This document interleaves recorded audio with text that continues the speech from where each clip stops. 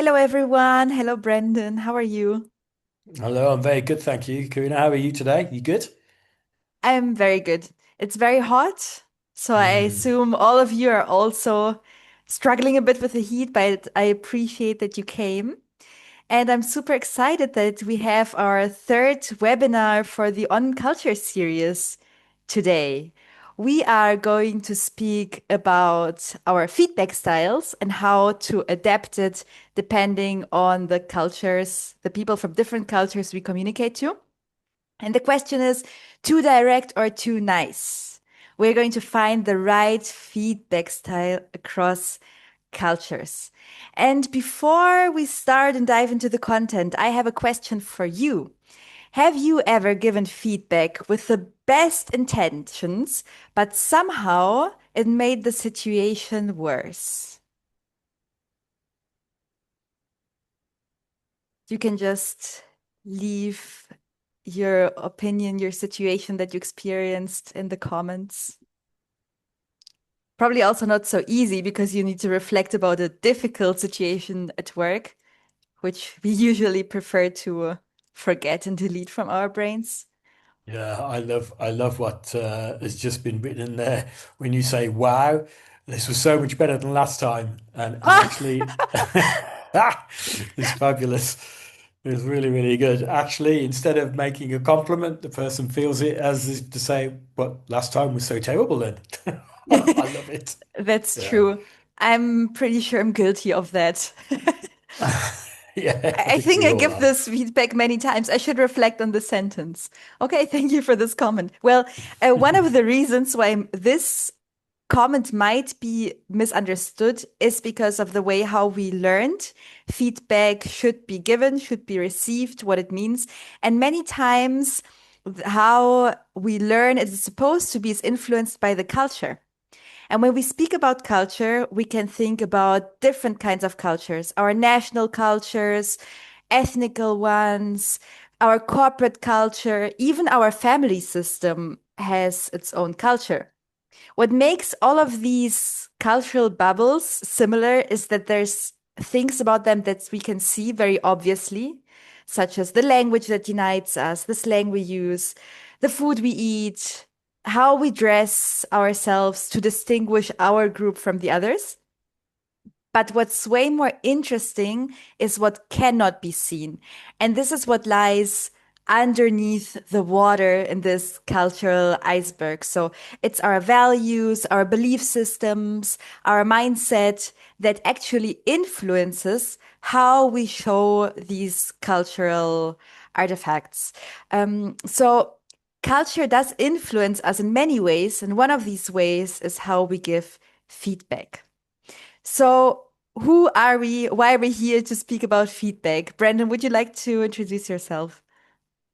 Yeah, absolutely. Thank you very much. Yep, so I'm Brendan Quinn. I'm a cross-cultural consultant, so I work with teams, helping them to communicate better, helping establish teams that work really well when people in those teams are from different cultures. And I'm based in Barcelona, but I work across Europe and the world. Um, yeah, that's pretty much what I'm doing. Yeah, Well, it's amazing you're here. We can create these series together. yeah. I am Karina Indytska. I work in various projects that all involve communications, people, and cultures with a background in marketing and education. I have a strong background in languages, language education. I speak six languages. And with languages, as you saw, it's just something we can see on the top of the iceberg. There's so much below that. So with languages come all the cultures. I've been interested in that and working with cultures for over 10 years now. I'm influenced by Ukrainian, German, and Latin American cultures. So it gave me a great idea on how to use this knowledge for business as well. And I'm happy to share this knowledge with you as well. So, what are we going to do today? First, we will see why giving feedback is actually not only a soft skill, as it's many times still depicted as, but it's actually leadership skill. And why is it so important to give adequate feedback? Then we will look at some myths about feedback, which I'm sure you've come across them already. In the next step, we will see how we can actually organize different feedback styles in our heads and in our teams so that we can choose the right one. And finally, we will learn what is important to give adequate feedback. So you will see concrete steps. And actually, we will have a little surprise from Brandon at the end that will also help you understand how to give feedback styles. And at the very end, of course, as always, we are here for your questions. So let's start with our first point, why giving feedback is important and is an important leadership skill.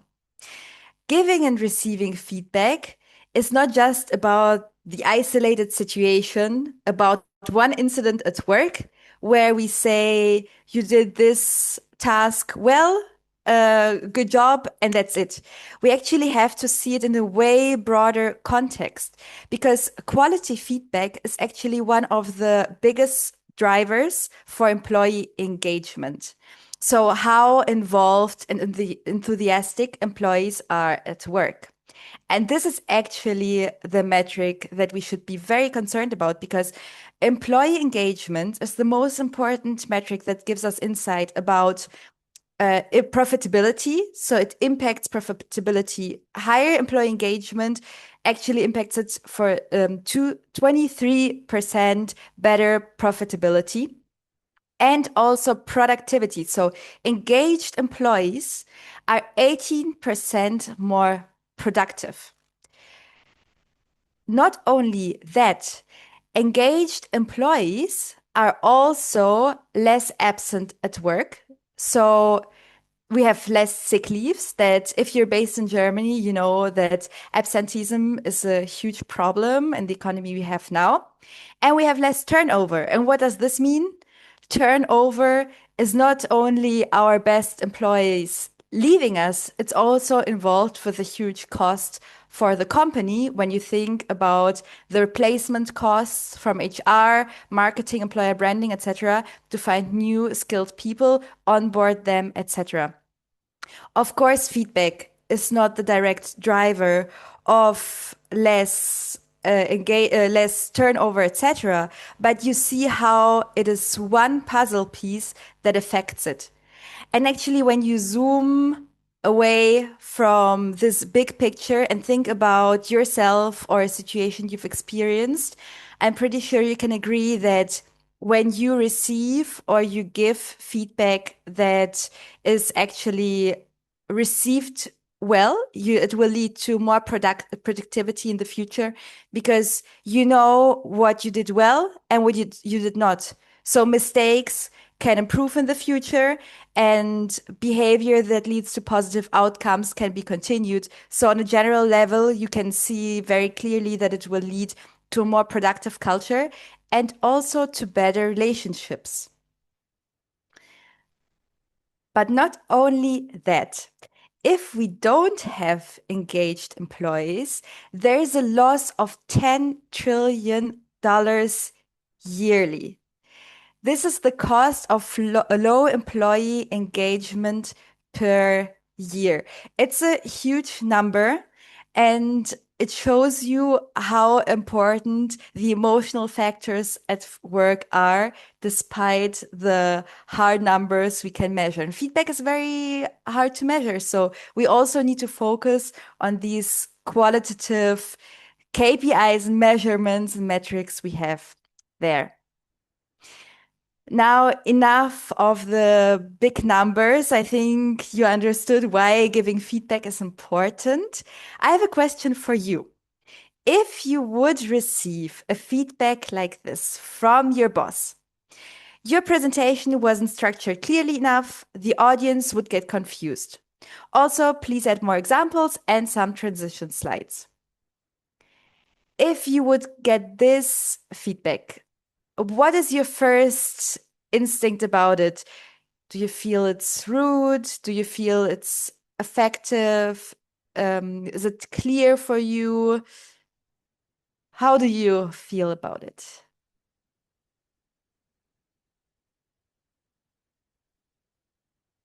Brandon, if you were to receive a feedback like that, which you might have from my side, Yeah, I think I have. how, I think I how, have. how did you feel about that? Yeah, so I think context matters a lot. The relationship between the two people really matters a lot, and the history that exists there. But I think that your presentation wasn't structured clearly enough. It's quite direct. It's very okay. I've done something wrong here. Um, Now, if we're in a time pressure context, I probably would take this and just run with it. Brilliant. We've got a deadline. Everything's tight. I need to go with this. This is clear. You're not messing around. I like the fact you've used the word please, which if the word please wasn't Mm, there, I'd be like, oh my goodness, I'm British mm, after all. But I guess if there's no pressures and no, then I would probably expect a few more pleasantries, a few more, hey, how you doing? I just took a look at your feedback at your presentation. I thought maybe it could be structured a bit better. I would expect that. So mhm. yeah, it's direct. Thank God it didn't harm our relationship and we can continue with our webinars. Exactly, exactly. Actually, I did in my first experience in corporate, I was always giving feedback in a very direct way because my life experience in receiving feedback came from dancing culture and from dancing competitively with Hmm. Russian coaches. Hmm.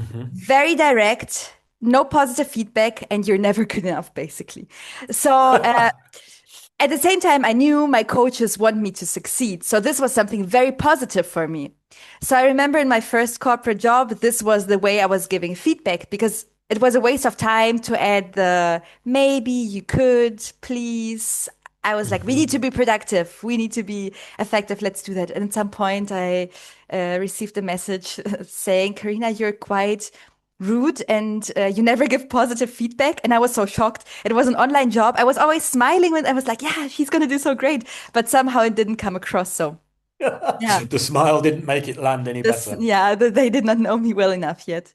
Were there any comments? Did we have other people who interpreted this? Yes, well, we've got a couple of people. One comment says very constructive and clear from Alessandra, and Sasha says that could make her feel that maybe she's not getting anything right. Mm, Question whether she feels like she's doing anything right at all. So I think, yeah, it can land in two different ways, can't it? it can. So, what do we need to do to make it land? Uh, we are not there yet. First, we need to also understand what we probably learned and what might not be true. Let's look at some myths about feedback. Well-intended feedback always leads to a positive outcome. Important, we're in the myths part. This is a myth.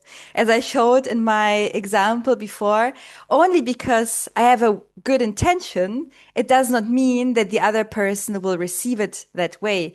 And actually, what the interpretation is based on is influenced on culture, on previous experiences, on the relationship, the hierarchy, the personality also of the person, and the whole context. So there's so many factors that contribute to it. Brandon, you have worked cross. Oh gosh, sorry, my voice. You have also worked cross culturally. I know you've worked in Ghana. And I was wondering whether there's any experiences you've had Hmm. with a good intention but a negative outcome. Yeah. Well, I have quite a significant story. So one of the jobs that I did, I used to be a CEO of a small charity NGO working in West Africa. And part of the projects that we would do was to construct schools, to build medical centers. And so I had a team of about 15, 20 men that would work with me, and we would go around different villages building these projects. These people were all Ghanaian. It was a Ghanaian team. And so we had our morning meeting Monday morning. We'd agreed what we were going to do for the whole week. All the boys went off very happy. I went back to my office very happy. 2 days later, I go out to the construction site and I discover that they've built a wall in completely the wrong place. And obviously, I was a little bit excited. in a negative way. I was a bit upset about this. And I got the whole team together, the whole group. I'd got them to stop work. I brought them all together, and I gave some pretty direct feedback. Uh-huh. And one of the things I did say to them is that, which is a very common thing to say actually in my culture, is that, you're just not thinking. You're not thinking. You Okay. need to put more thought to this. And so after giving what I thought was some pretty good constructive feedback that was going to change the direction of where we were going, I drive back to the office, and then I get a phone call from the team leader who says, I hate to tell you this, but all of the men have just quit. They've all What? they don't want to work for you anymore. Oh my Um, God. yeah, and so then I had to have a meeting with the team leader. I said, what have I done? What is it that I did wrong? And he basically said, look, the words that I had chosen were just not good. I said they weren't thinking, which has an implication on kind of mental capacity, and that you are Hmm. lower than other people in society. And so my words, which were well intentioned, designed to get them back on track, were actually perceived as being insulting, and they all quit. And I had to go to every single man's house. I had to apologize to them in front of their family. I had to bring In front of gifts the family.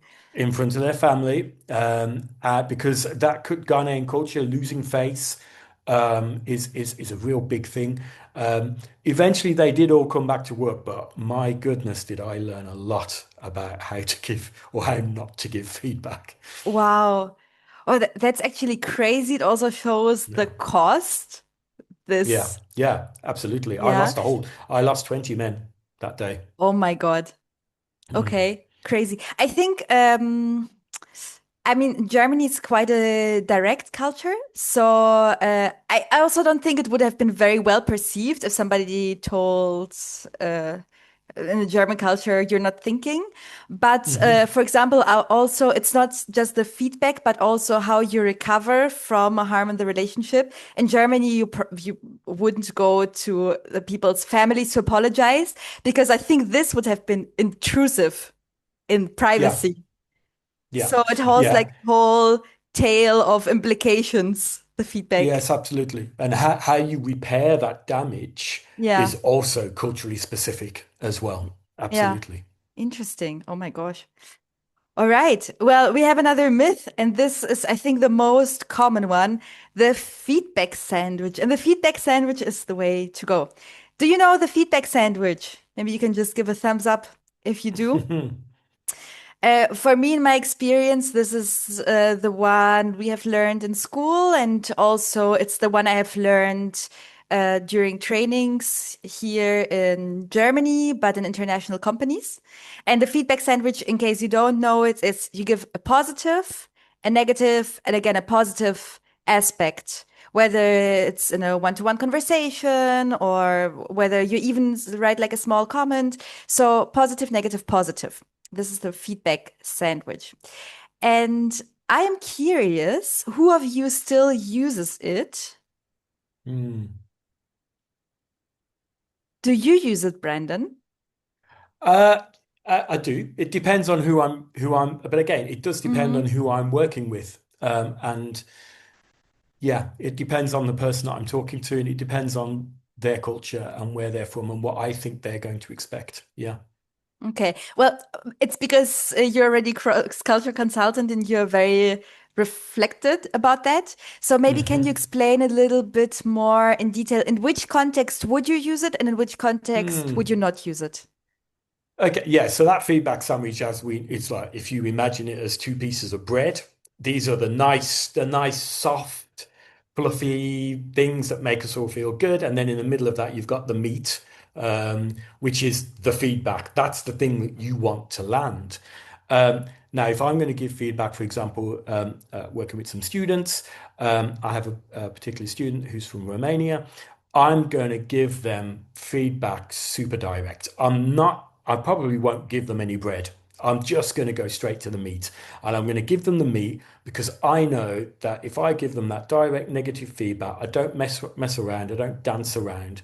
They're going to appreciate that far more. And actually, they're going to respect me for being direct and being honest and not using too many words.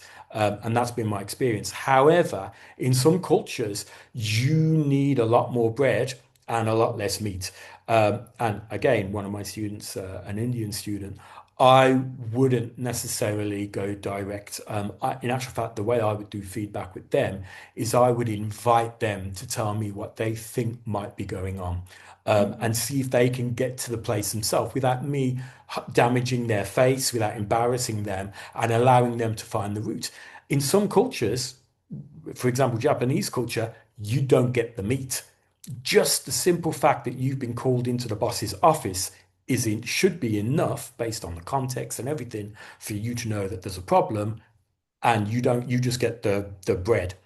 But you need to Mm. go away and you need to understand that you've just had feedback, and you will do in that culture. In other cultures, they'll miss that completely. They'll wonder what was going Mhm. I love the analogy. I mean, it's already a on. sandwich. And yeah, I Yeah. mean, if you've been to Germany, you know, we like the dark bread that's also hard and it's not the soft, fluffy toast bread. And this is also how our feedback is like. So quite direct. And actually, now, since I know the feedback sandwich is a strategy, when somebody approaches me with a feedback sandwich, I feel like they're trying to trick me because they tell me something positive, but I already know I'm like, this is not what you want to tell me. So, what do you want to tell me? So, I'm But waiting for the that feedback. might just be because of your culture as well. You want it Exactly. direct. You want it Exactly. direct. Yeah. Yeah. And it Yeah. is a very Western model, Yeah. the feedback sandwich, which I think has its origin in American culture, to be honest, and Yeah. is used a lot in business. Definitely. And it's also taught many times. If you think, Brandon and I, we are both associate professors at business schools. And it's funny when students, and this is like when you're a university student, this is when you're probably most receptive to learn, right? And you learn how to give feedback. So when they raise their hands, they usually say like, it was a very good presentation. You could work a little bit on. And then comes the part that was obviously didn't work. And then Yeah. comes like, Yeah. but in general, it was very good. Yeah. So, Yeah. yeah, it's interesting to become aware of it and to see whether we still apply it or not in which context. And we have one last myth to cover here. I'm sure there's more to cover in general, but negative feedback harms the relationship and psychological safety. It is hard to speak about difficulties in a relationship or to criticize someone. So, what many people tend to do is just avoid it all along because they're afraid it will harm the relationship, which obviously also harms business outcomes, etc. This is not the case. But feedback given in an inadequate way, yes, can harm the relationship. If you learn how to give feedback in a way considering the context and making the person actually receive the feedback and understand that it's a feedback about the task and not about the person, you create an atmosphere or an environment of psychological safety, which is actually a positive contributor to business outcomes. Is there any experience you have made, Brandon, around Mm. this Yeah. topic? Yeah, and just to pick up on what you've just said about psychological Mm, safety, it's one of the key indicators of high performing teams. If it mm, exists, teams perform well. And again, with teams that I've been leading, especially in Ghana, because the culture is so different to my own culture, is that Ghanaian culture works very and much of sub-Saharan Africa and many parts of the world, actually 70% of the world, is it works on a kind of a group basis. So when you're kind of on a collective, so if you single somebody out in a group and you make them stand out, that's super. Um, uh, it's just not comfortable for those individuals. So in a group setting, I've wanted to highlight some great work by a certain person. I've said, look, this week Jay's done some fabulous work, and I think that I'm doing something really well, and actually I'm just embarrassing this person. Um, and then when that feedback is negative, so like, look, Ajay, this week you didn't work very well. In a group context, that's just breaking psychological safety. mm, Nobody's ever going to want to speak up and give me tell me things that are not working well because they're going to be so worried that I'm going to make a spectacle of them or I'm going to highlight that in front of the whole group. So knowing when to give individual feedback and when to give group feedback is actually critical. It's really, really important, especially when you're dealing with higher context cultures and cultures that work on a much more collectivist perspective. Yeah. Hmm. And if you don't know what a higher context culture is, to make it short, we can place, we'll look at the scales later, but basically, there are some cultures that have a higher shared context, so they're more implicit in their communication. And then there's cultures who have less shared context, which we call the low context culture, so they're more explicit. If you want to find out more about this, you can watch our last webinar on communicating in multicultural teams. So now we know there is so much to consider. How can we actually know what feedback culture we are in and if we are on the same page?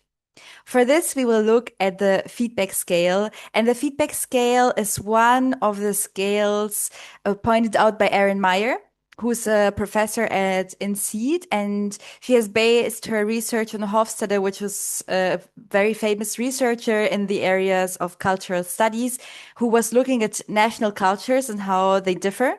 Or also what they have in common, obviously. And Erin Meyer took this research and based it on business scenarios to see how national culture actually shows in the work context. And for this, there's different scales: communicating, evaluating, persuading, leading, deciding, trusting, disagreeing, and scheduling. In each webinar, we look at one of them. And today we are going to look at the evaluating scale to see how direct and indirect feedback can be placed on a cultural scale, let's say. On the direct side, we have the very explicit one, very transparent, very specific, very similar maybe to the example I showed at the beginning. You need to be clear in your reports. This one is hard to follow. Straight down to the facts. On the other side, there is an indirect way of saying the same thing, which is more softened, contextual, and implicit. For example, this report has some interesting elements. I wonder, actually, I know, right? But I wonder if we could explore the structure a little more together. So you see, there's so many elements in language that make it implicit, but it's very obvious that I want to say there's something not right. Let's speak about it. My question is, where would you position yourself on the scale? So now we don't think about how your culture's like, just think about yourself and think about how you usually give feedback. Is it more direct? Is it more indirect? And let us know in the comments. Let's say you can give us a 1 if you're super direct and a 10 if you're super indirect.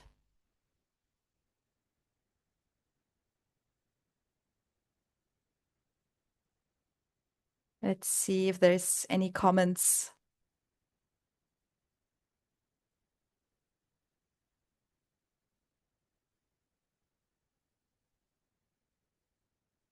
Brandon, I know you're very culturally aware, but what is your natural go-to? I know you Yeah. adapt to the context, but like, Absolutely. My natural is yeah, I'm a feedback sandwich king. I like a bit of feedback mhm, sandwiching. And so I will always, because British are quite particular in that we always soften things and we use, so instead of me saying that report's not good, you need to do it mhm, again, I would be, oh look, I've spent a little bit of time. I've had a look at this report, some really great points in here, but there's a couple of things we need to look at. And if you want to, we can look at them together. That's how I would do that. That would be my kind of default mechanism.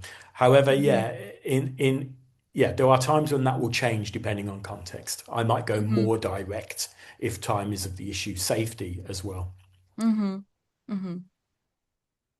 Are there any comments? Yeah, so we've got a few people. We've got a three. I put a five. Ravi's put a five, and Alessandro said depends on the context, and it's true, and who I'm talking to. In general, I'd say somewhere in direction of the indirect middle. Yeah, kind of on the indirect, which was going over the five, maybe a six or a seven towards that top Uh-huh. indirect. Okay, cool. So remember that number you gave, right? We will now look where, looking at the scale, and Meyer placed the different nations. And now maybe you find the country where you were raised, or maybe where your family is from, or where you spent a big chunk of your lifetime. And you can see, is my individual approach, like, does it fit to what I see here on the scale, or is it very different? I'm also curious to know what your impression is of that. And I should add something very important to this. It's a scale, so these are not absolute numbers or places. And this means we look more about the gap between the different national cultures, and the gap shows us where there's potential for a problem and for friction. For example, we see on the left-hand side super direct the Netherlands, and on the right-hand side we see Japan. So there is a huge gap, and probably when they communicate, there will be misunderstandings unless they're aware of their communication and feedback style. Another interesting thing, if we look at somebody in the middle, let's look at UK, because Brandon, for example, was highly influenced by the UK culture, right? So if somebody from the Netherlands or Germany, like me, looks at UK, I think Brandon is quite indirect. And it's true, because for me, it's nice to hear some positive feedback as well, but for me, you could also like go down to the point directly, right?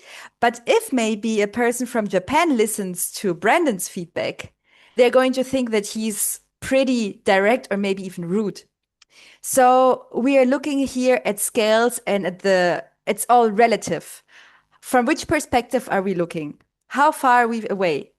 And then the other important things, of course, these national cultures are summarized here. So we speak about the cultural norms. This means what is generally considered to be normal in this country? What is like the baseline? However, each individual might find themselves, even within this baseline, somewhere completely different, or even outside of the same spectrum. So while this gives us an idea, it obviously does not show us how one person exactly is going to give feedback or receive feedback. So we still need to interact with this person to find what's right for them. And while I was explaining here, did anybody find out whether their individual placement matched the scale of their country or not? Well, we haven't had any feedback in the chat yet about that. Okay. We do have a comment. Somebody who comes from Italy has lived in Germany for a long time. Yeah, they Mhm. have adapted their way of giving feedback, especially when they're talking to German people. They've had many intercultural misunderstandings at the beginning, especially. Yeah. The first thing in all of this is recognizing that you need to adapt, and adaptation is not always easy. So well done for that. Mhm.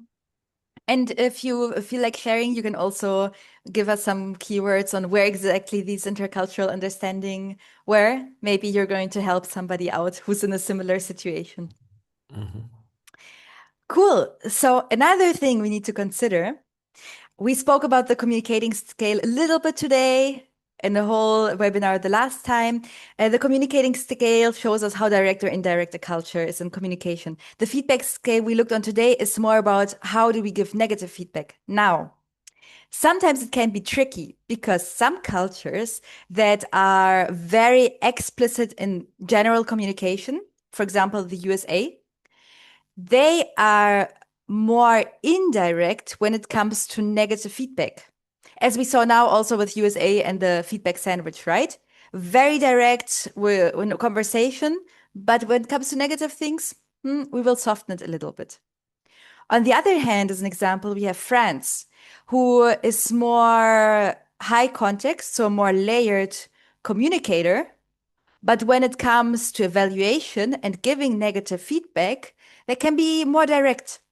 So when we speak about communication, obviously it's all interrelated. Also, feedback is part of communication.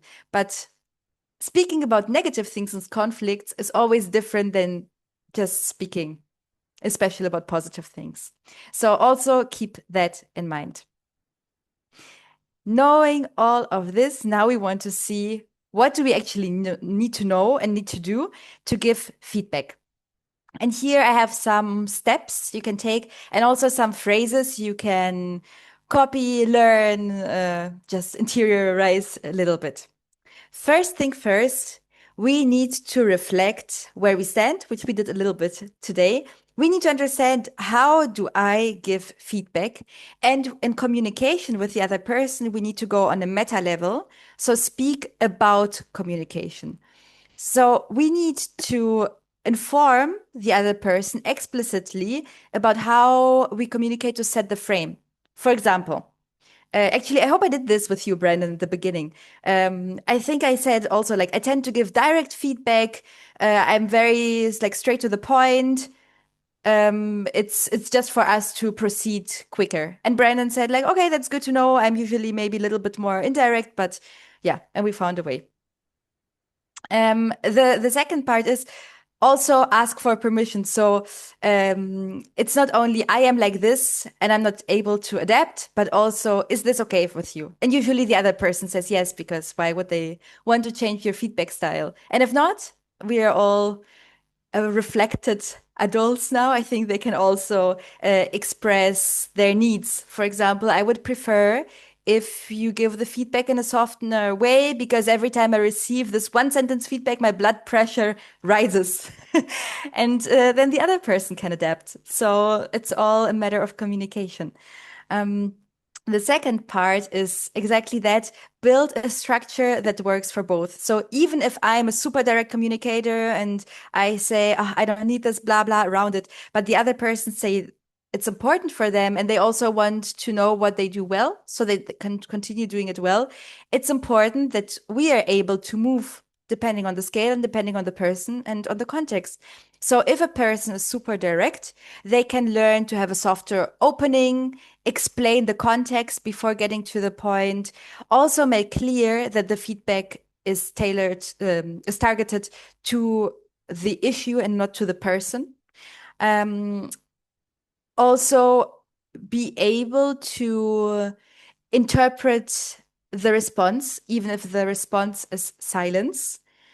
And this topic of group and individual sessions. So know not only how to use the language, but also the setting, where and when are good points to actually give this feedback.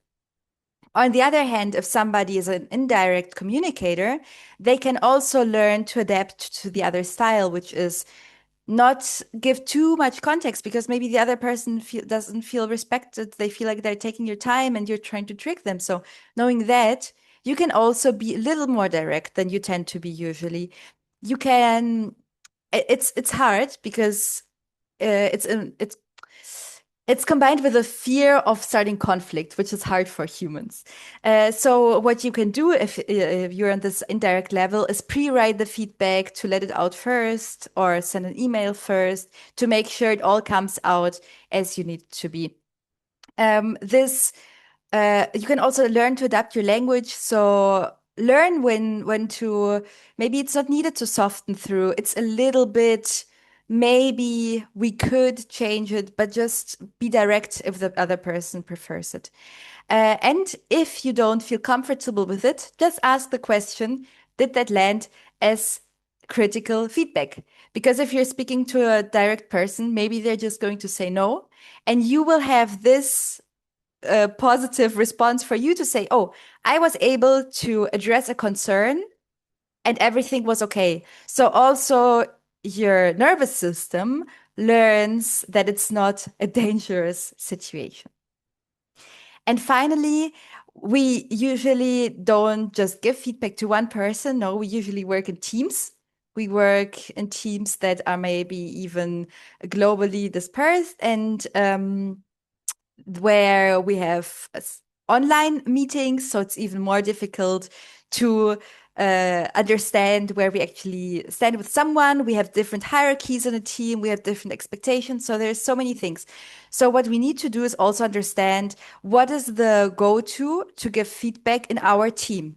And this can come from leadership, but it should be something that involves everyone. So culture, even if you don't define it, it exists. It cannot not exist.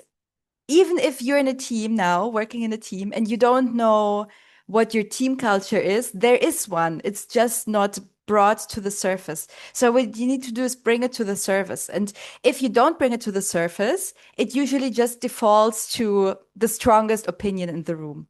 The goal is to create a culture where everybody feels respected and therefore create an environment where everyone can work productively together. So what you can do is, for example, before a meeting, a review, for example, a retrospective on a project, you can have people submit their responses.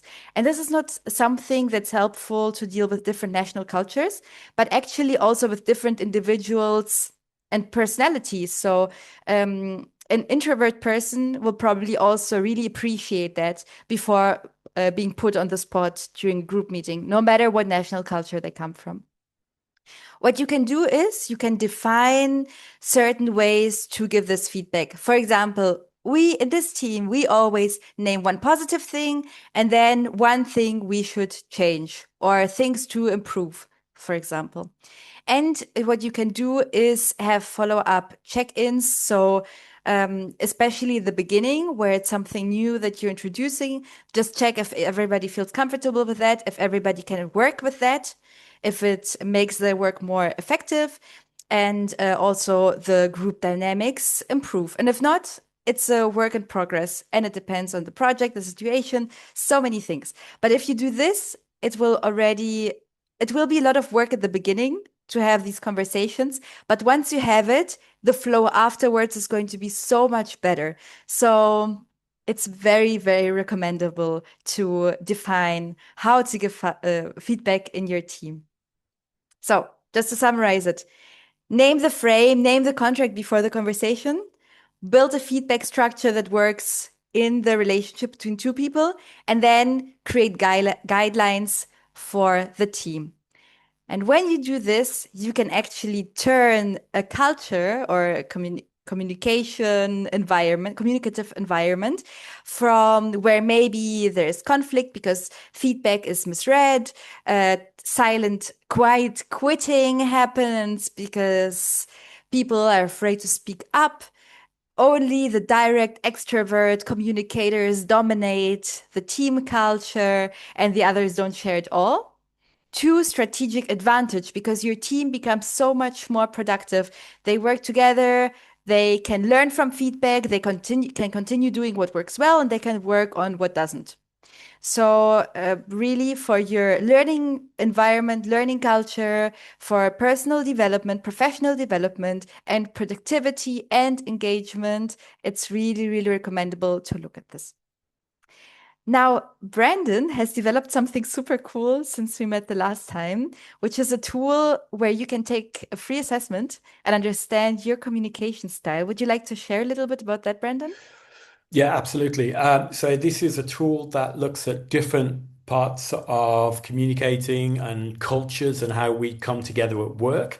So it's been developed looking at cross-cultural theory over the last 50 years, and psychological safety, and how we give feedback, high context, low context, all of that. It's all in there. And you answer a series of questions, and it's going to give you your kind of defaults of where you're sitting. Now, the really cool thing about that is that if somebody else does it in your team, you can compare. and you can see the differences and where you're different.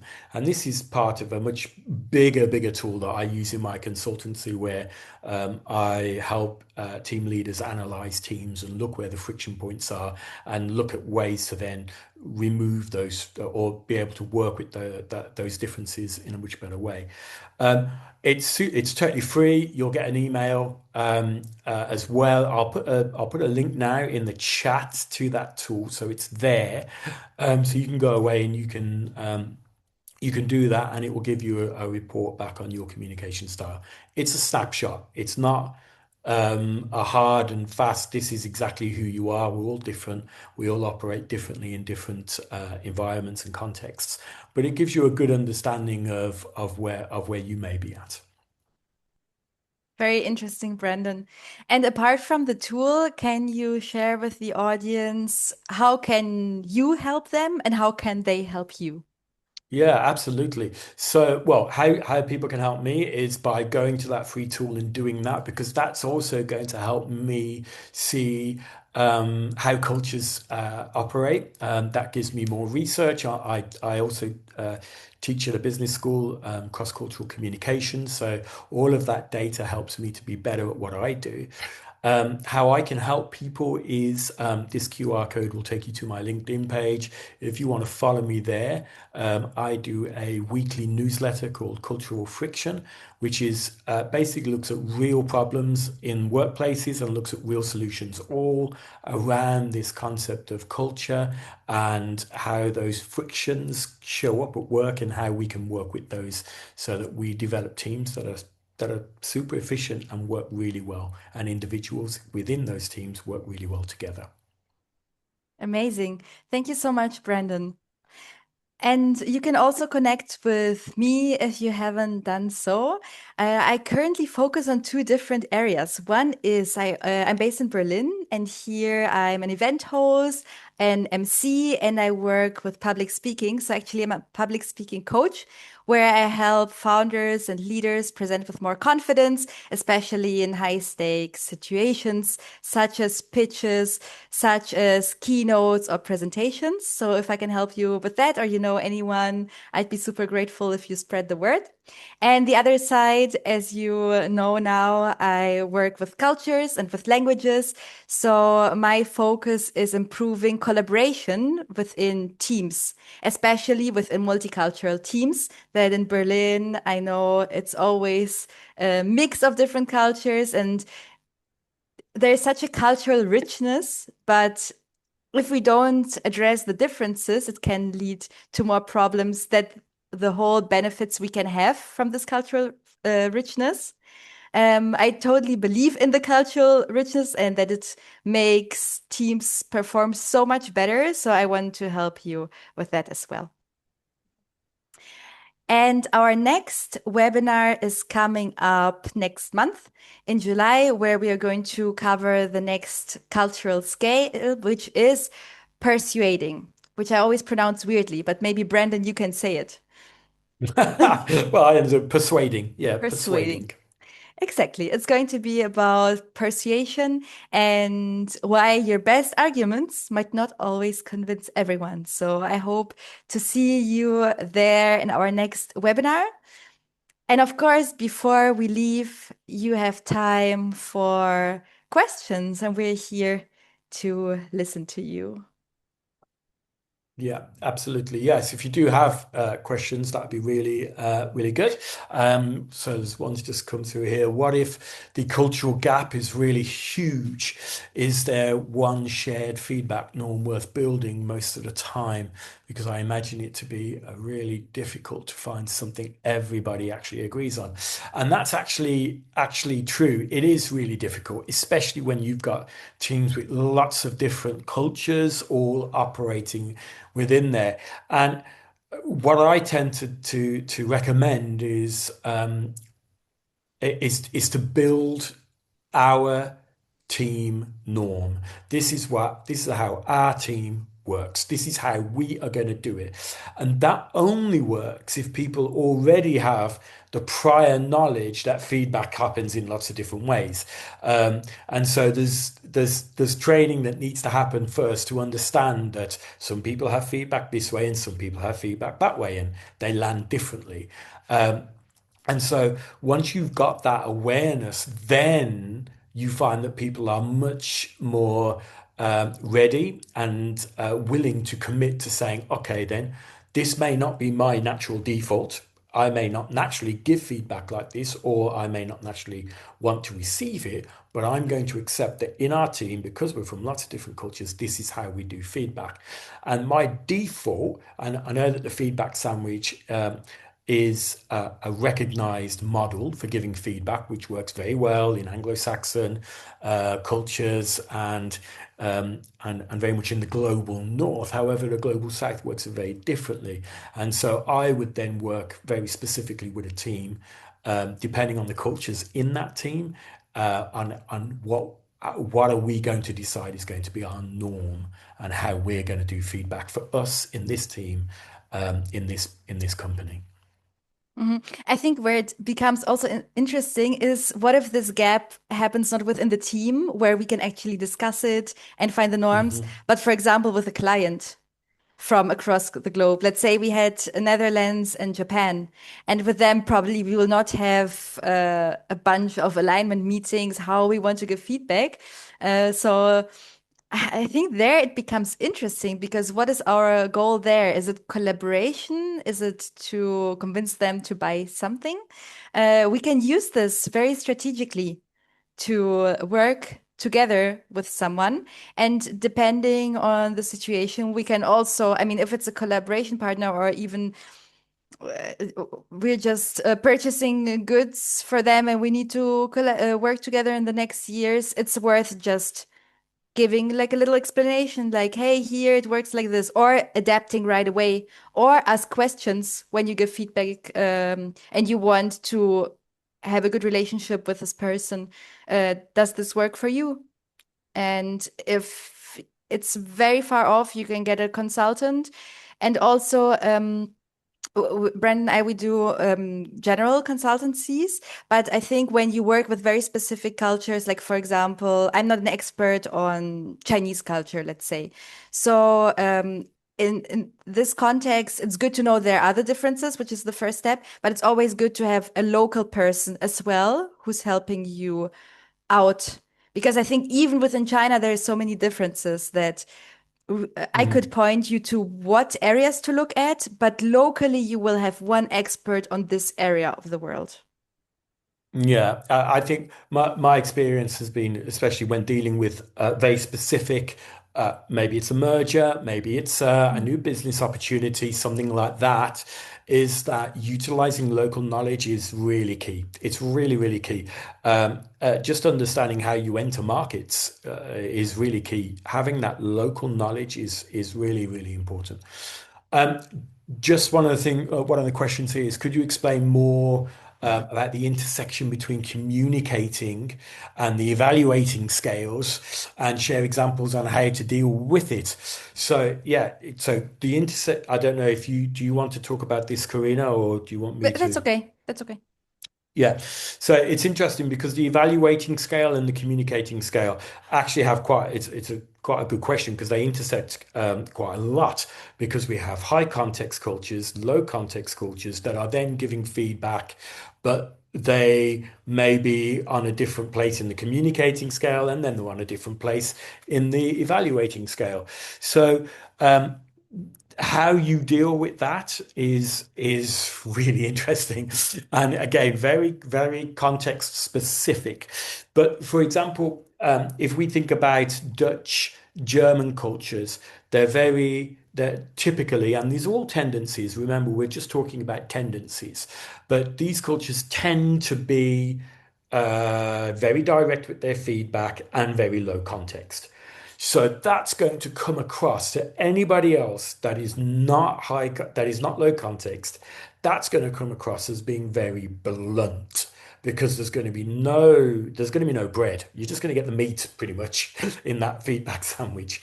Um, I'm always, as a person that works with teams, as a consultant, I'm always going to say that before teams start working together, before people start actually getting into the day to day, you have to have this understanding of culture.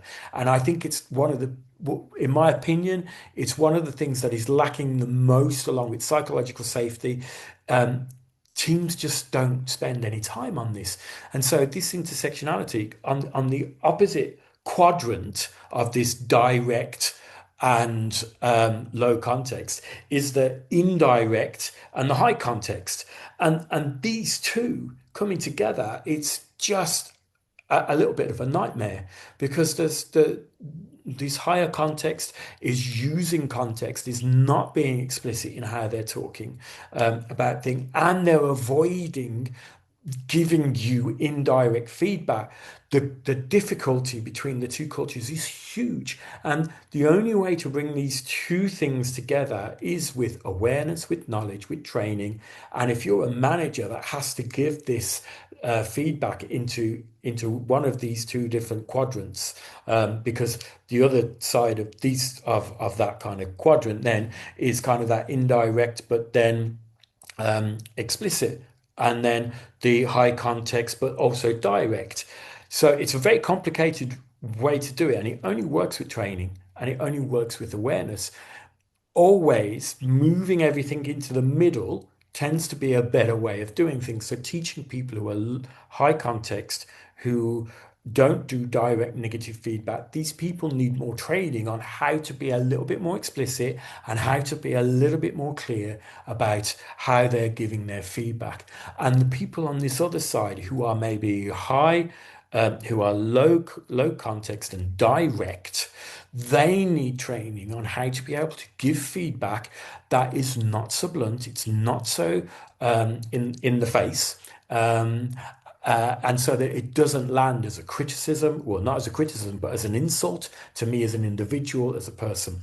It only happens with training, and there are so many team leaders out there that are working, and their businesses haven't given them that level of training. They've just not given it to them, and they're expecting them to get it right. And unfortunately, through no fault of their own, they're not getting it right. Hmm. Yeah, I think that's a very good points. And just to simplify, because I know it's a lot of information, the communication scale is basically how we communicate on a general level. For example, idioms would be there's languages that use a lot of idioms, so you would need to interpret, and then very direct language. But the evaluating scale is really about giving negative feedback. And usually they Mm, align, but in the examples we saw, for example, they don't. it's true. Yeah. Mhm. Amazing. I don't see any more questions in the chat. So if you have any more questions, obviously you can contact us on LinkedIn.